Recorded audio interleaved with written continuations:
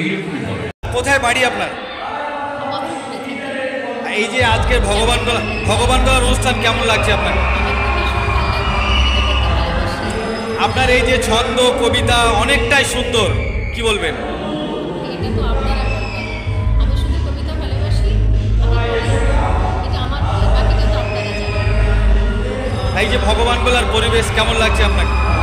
আমার চেনা এলাকা, আমার ভালো লাগে। আজ একটু অন্যরকম লাগছে, আমি এখানে কবিতা বলতে এসেছি।